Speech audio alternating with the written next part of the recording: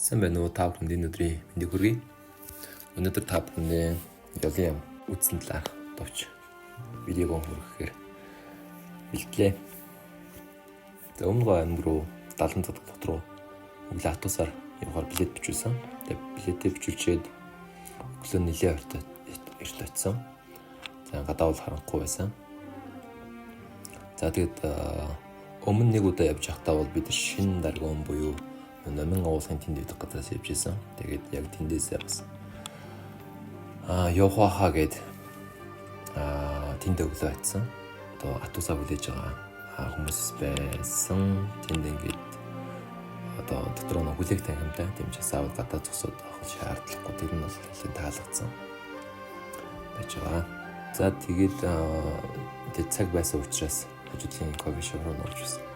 Өглөөний цагаа уусан. Өглөөний цагаа уугаад тэгээд явах цаг маань болоод гараад утсан чинь харамсалтай нь яг өмнө гоо явдаг автобус маань эндээс явдаггүй бол таарсан. Ингээ хуучин даргоондрээс явдаг бол таарсан. Тэгээд энэ хүн автобуснаас гоцорсон.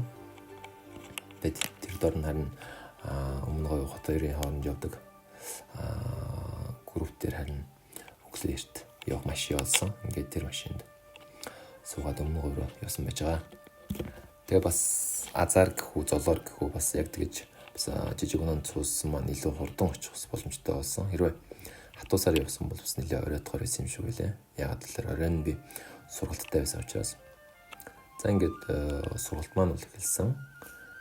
Тэгээд албан байгууллагт өгөх сургалт байсан. Тэгээд энэ хүү сургалт маань бас маш амжилттай болсон. 2-оос 3 цаг үргэлжилсэн. Тэгээд суусан хүмүүс маань нэлээд төвчээртэй бас өдөржингөө ажиллаж чаддаг нэгэ дараас дахиад ингээд сургалтанд суугаад тэгээд бас маш их бүтээлтэй өнгөрсөн би бас удаа баяртай байж байгаа. Надад маргааш өглөө нь тэгээд 70 цад дахь тийм бас төөр явсан. Тэгээд зах дээр нь очсон. Зах дээр бол яг нутгийн бүтээгдэхүүн зардаг хүмүүсийн худалдаа нь бол илүү таалагдсан. За ингээд арт за тэгээд цагаан идэ харуул артстэй бүх одоо төрлийн цагаан идэ заргаж ирсэн. За самар хөрлөлтөд ирсэн байсан. За бас нутгийн хүмүүс нутгаасаа бас одоо гаргаж авдаг ургамлын гаралтай бүтээгдэхүүнүүдийг зардаг юм лээ. 70 цад дахь хот маш дулаахан байсан. Тэг хүмүүс нь бол бас энэ жил бас өмнөх жилүүдээс бас гой сайхан дулаахан байлаа гэд ярьж байсан. Түүнийхээ дараа 70 цад англи хэлний хичээл заадаг Баттуул гэдэг багштай бас танилцсан. За энэ хүн бол 10 жилийн өмнөөс англиг одоо сурагчд болон насан туршид за тийм билээ. Тэгээ маш сонирхолтой. Тухайн үед одоо явж исэн төсөлтэй одоо холбогдоод тэгээд ингээд англиний одоо сургалт өгдөг болсон. Тэгээд одоо сурсан одоо маш олон сурагчид нь бас гадагшаа явж сурсан гэд маш одоо гаргасан үр дүн бол нэлээд байсан. Тэгээд бас энэ ажилдаа нэлээд дуртай болохоос харагдсан. Ингээд юм үнтэй уулзсан. За үүний дараагаар мөн Лавсрахтаа бас таарсан. За Лавсрахтаа бол би анх бас Европ явж байхдаа бас танилцчихсан. Тэгээ энэ удаа бас ингээд санаандгүйгээр таарсан. За тэр хүн болохоор одоо яг энэ бас бага насны хүмүүсийн боловсролтой сургуультай холбоотой ажиллаараа ирсэн гэж явж ирсэн. За лагвахтай хийсэн бяцхан бичлэгийг бас яг энэ бичлэгийн доор оруулчлаа. Тийм учраас та бүхэн бас сонирхолтой яриад сонсоод үзээрэй. Бас маш сонирхолтой ажлуудын талаар ярьсан байж байгаа. За үүний дараа бас оройн бас бид нар жижиг сургалт зохион байгуулсан байж байгаа. Энэ хүү сургалт маань болохоор миний санхүү, миний гарт буюу нэг санхүүгийн боловсролтой холбоотой сургалт маань байсан. Энэ сургалтаа бас маш амжилттай хийсэн. Үүний дараагаар маргааш нь бид нараас ёлын ам үзгээр явсан. За ёлын ам үзгээр ингэ явж байхад бид нар бас Янгэр Яматай бас таарсан.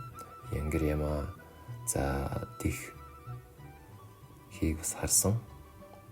Тэгээд маш баяртай байсан ингээд дөнгөж одоо ойртоо юм амттайг бас ингээ харна гэдэг нь. Тэгээд гадаа бол ерөөсөө маш гоё дулаахан байсан. Бас гайхалтай дулаахан байсан.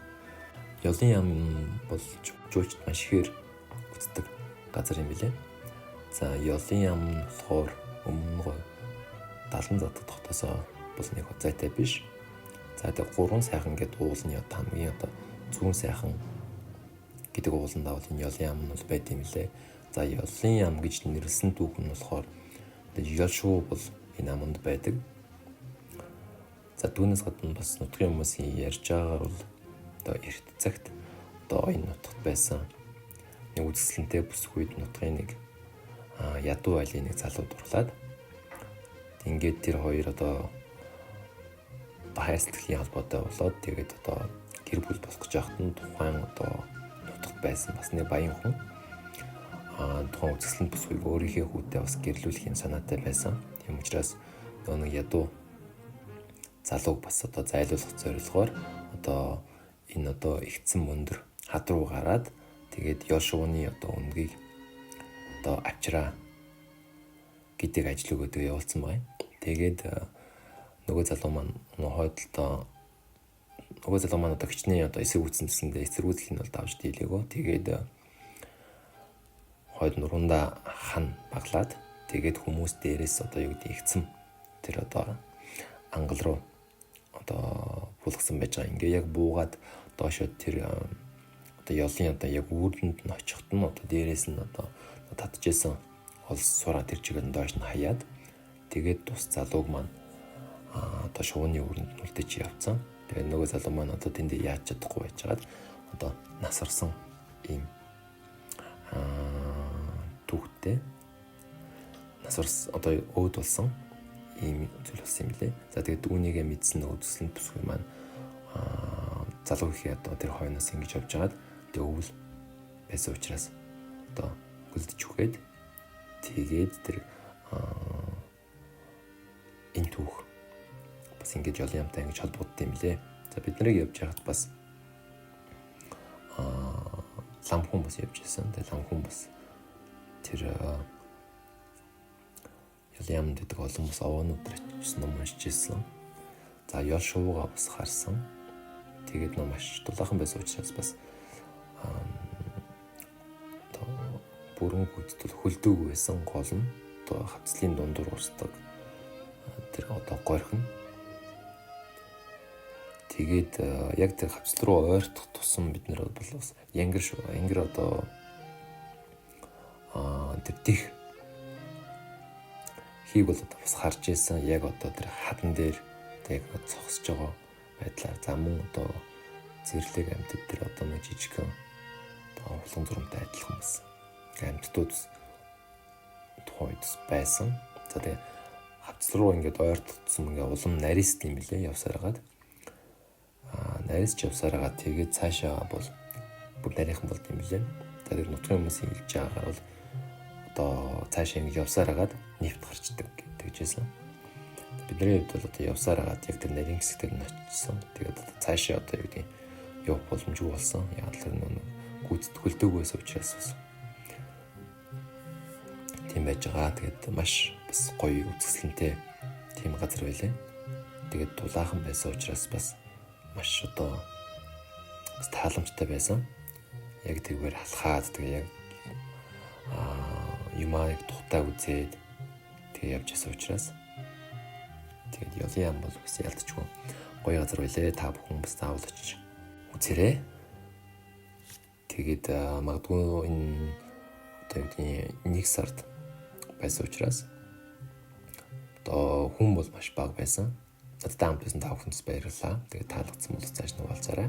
Тэгээд ёлын яамны талаар бас та бүхэн бас өөрийн сонсч мэдсэн зүйлүүдээс комент сэтгэл тэгрээ. Тэгээд дараагийн бичлэг хүртэл баяр таа.